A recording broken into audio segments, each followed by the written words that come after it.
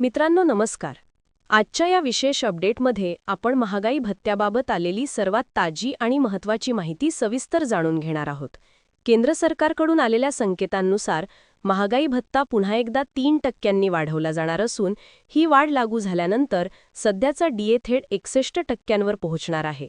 यामुळे केवळ सध्याचे केंद्रीय कर्मचारीच नव्हे तर लाखो पेन्शनधारकांनाही मोठा आर्थिक दिलासा मिळणार आहे.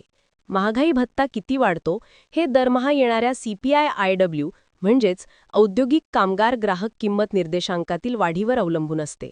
आणि गेल्या काही महिन्यांपासून महागाईचे आकडे सातत्याने वर जात असल्यामुळे डीएमध्ये वाढ अपरिहार्य झाली होती. आकडेवारीनुसार मिळालेल्या नवीन डेटामध्ये महागाईचा दर सातत्याने वाढत असल्याचे दिसत असून याचा थेट परिणाम जानेवारी 2026 पासून लागू होणाऱ्या 8व्या वेतन आयोगावरही होत आहे.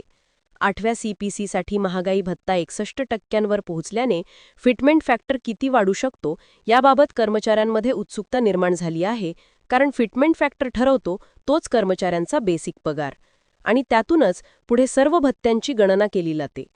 सध्या 7व्या वेतन आयोगात लागू असलेला फिटमेंट फॅक्टर 2.57 आहे, परंतु 61% महागाईच्या पातळीवर सरकारने नवीन वेतन आयोगात तो 2.70 ते 3.00 दरम्यान नेण्याची गरज निर्माण झाली आहे.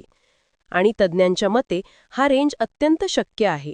जर फिटमेंट फॅक्टर 3.00 च्या आसपास गेला तर कर्मचाऱ्यांच्या बेसिक पेमध्ये किमान 35% ते 40% वाढ होऊ शकते आणि पेन्शनधारकांसाठी देखील तितकाच फायदा लागू होतो. कारण पेन्शनची गणना ही बेसिक पे प्लस DR यावर केली जाते. त्यामुळे DR 61% झाल्यानंतर पेन्शनधारकांचा मासिक जमा होणारा DR मोठ्या प्रमाणात वाढणार आहे. हा फायदा विशेषतः वयोवृद्ध पेन्शनधारकांसाठी महत्त्वाचा आहे, कारण महागाई वाढल्यावर त्यांच्या खर्चामध्येही वाढ निर्माण होते. त्याचबरोबर कर्मचाऱ्यांच्या HRA, TA आणि इतर भत्त्यांवरही डीएच्या वाढीचा थेट परिणाम होतो. डीए वाढला की HRAच्या स्लॅब्समध्येही बदल करण्याची आवश्यकता निर्माण होते. त्यामुळे या वाढीचा एकत्रित प्रभाव मोठा आहे. याशिवाय अनेक राज्य सरकारे केंद्राचा डीए अनुसरतात. त्यामुळे केंद्र सरकारकडून डीए वाढ घोषित होताच अनेक राज्य सरकारे देखील आपल्या कर्मचाऱ्यांना तितक्याच किंवा जवळपास त्या प्रमाणात डीए देतात. यामुळे देशभरात लाखो राज्य सरकारी कर्मचाऱ्यांच्या पगारातही वाढ होणार आहे. 8व्या वेतन आयोगाच्या अंमलबजावणीसाठी सरकारकडून पॅनल गठीत करण्याची प्रक्रिया लवकरच सुरू होईल अशी अधिकृत संकेत मिळत आहेत. साधारणपणे प्रत्येक वेतन आयोग लागू होण्याच्या 2 वर्षे आधी कामकाज सुरू होते. त्यामुळे 2025 मध्ये आयोगाची पहिली बैठक, चौकशी आणि अहवाल मसुदा तयार होऊ लागेल अशी अपेक्षा आहे.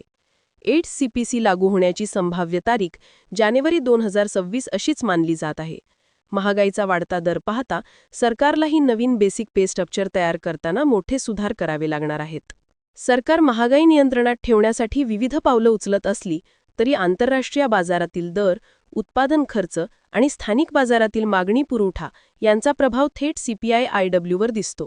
त्यामुळे डीए वाढणे अपरिहार्य बनते.